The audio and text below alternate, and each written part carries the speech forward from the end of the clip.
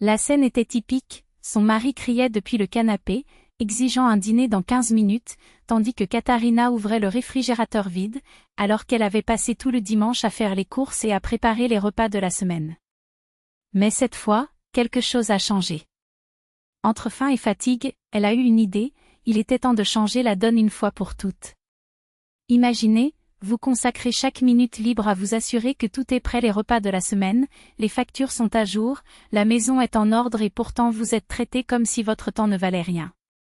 Katharina connaissait bien cette routine. Mais lorsque son patron, une femme perspicace, lui a proposé de suivre une formation financée par l'entreprise, quelque chose en elle s'est réveillé. Tu es l'un des meilleurs, tu mérites de grandir, dit le patron, tandis que Katharina hésitait. À 30 ans, je travaille tard, mari, belle-mère, parents, où est-ce que je trouve le temps? La réponse était simple, ils survivent sans vous. Le cours est un investissement dans votre avenir et dans le leur aussi. La vérité est que le salaire de Nicolas, son mari, couvrait à peine la moitié des dépenses. Il a promis que c'était temporaire, mais la chance n'est jamais venue à la porte. Pendant ce temps, Katharina a fait de son mieux, elle a aidé sa belle-mère, qui vivait d'une maigre pension, a entretenu la maison et a même économisé de l'argent sur le pain. Jusqu'au jour où, épuisée, elle accepte le défi.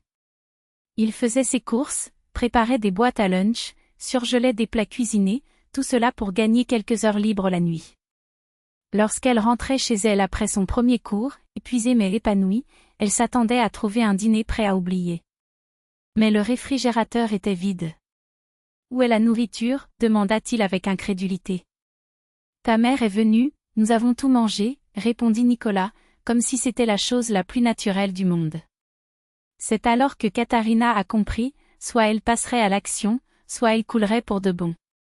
Avec un calme chirurgical, il appelle sa belle-mère, votre fils a faim et menace de m'attaquer. Puisque vous avez vidé mon réfrigérateur, maintenant c'est à vous de le nourrir. Je n'accepterai pas de non. La voix glaciale ne laissait aucune place à la discussion. Puis elle a appelé son frère, non pas pour cuisiner, mais pour s'assurer qu'elle ne se blesserait pas. Lorsque Nicolas a tenté de l'intimider, la porte s'est ouverte. Son frère entra, souriant, les mains dans les poches, et la dynamique changea instantanément. As-tu oublié dans quelle maison tu es? Demanda-t-il en avançant tandis que Nicolas se retirait. Tu ne travailles pas, tu ne contribues pas, et en plus tu amènes ta mère faire ce pourquoi ma sœur a travaillé dur. Où est la honte? La belle-mère arriva derrière, furieuse, prête à défendre son fils, mais le frère resta imperturbable, essaie de me toucher, tente, et tu iras au commissariat. Ta créature ici vit gratuitement, mange comme trois et ne bouge pas. Sans Katharina, il serait déjà dans la rue. Le silence qui suivit fut éloquent. Nicolas et sa mère regardaient avec étonnement, tandis que Katharina, pour la première fois depuis des années, poussait un soupir de soulagement. Ce n'était pas seulement une question de nourriture ou d'argent. C'était une question de respect. Et elle venait de le reconquérir non pas avec des cris, mais avec de la stratégie, du soutien et le courage de dire « ça suffit ». Parfois, le détachement n'est pas une faiblesse, c'est le seul moyen de vous sauver. Et Katharina, enfin, l'avait compris. Le premier à réagir fut lui.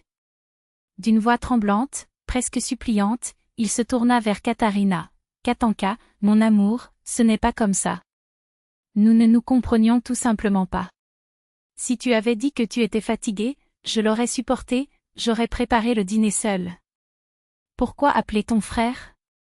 Pourquoi des mesures aussi drastiques? » Ses yeux scrutèrent les siens, désespérés, comme si les mots pouvaient défaire ce qui avait déjà été fait. Katharina échangea un rapide regard avec ses frères. C'est alors que l'aîné, celui qui a toujours su lire entre les lignes, croisa les bras et dit sèchement, « Dis-moi une chose, Katharina, tu veux toujours ce type ?» La question résonna dans l'air comme un coup de feu. Elle n'a même pas cligné des yeux. Il secoua la tête fermement, sans hésitation. « Non. Laissez-le partir. » La réponse sortit clairement, comme s'il avait répété toute sa vie à ce moment-là. « Je me suis mariée, j'ai essayé. Je n'ai pas aimé ça. Nicolas commença à marmonner quelque chose, sa mère essaya d'intervenir, mais son frère leva la main dans un geste qui ne laissait aucune place à une réponse. Il arrive. La voix était calme, mais l'autorité était incontestable.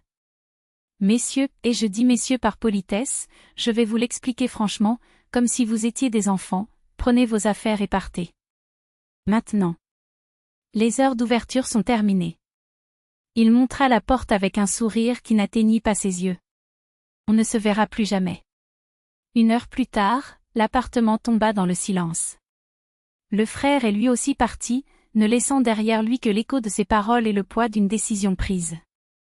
Katharina se laissa tomber sur le canapé, sentant ce vide familier dans son estomac, non pas la faim de quelqu'un qui a besoin de manger, mais l'épuisement de quelqu'un qui porte le monde sur ses épaules depuis trop longtemps. Cette fois, cependant, il n'a pas coulé dans la poêle. Elle décrocha le téléphone, commanda de la nourriture qu'elle aimait juste pour elle et sourit. Elle n'aurait plus besoin de cuisiner pour un homme qui ne voyait pas sa valeur. Je n'aurais plus besoin de cet homme.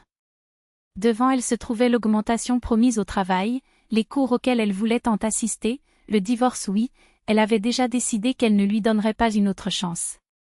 Je savais qu'il reviendrait, traînant des excuses et des promesses, mais Katharina n'était plus la même. Il ne s'agissait pas de ce jour-là.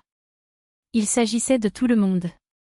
De réaliser, enfin, qu'il ne changerait jamais et qu'elle méritait plus que des miettes de considération. Mieux vaut étouffer le mal dans l'œuf maintenant, avant que la boue ne l'engloutisse pour de bon.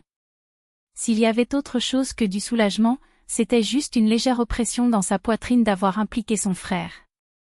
Je demandais rarement de l'aide, et quand je le faisais, c'était parce que j'avais épuisé toutes les options. Après son départ, il a même envoyé un texto, « Désolé de vous avoir entraîné là-dedans. » La réponse est venue rapidement, sans détour, « Idiot. Votre bonheur est ce qui compte. Si j'avais besoin de faire courir ce clown pour que vous souriez, alors j'ai accompli ma mission avec brio.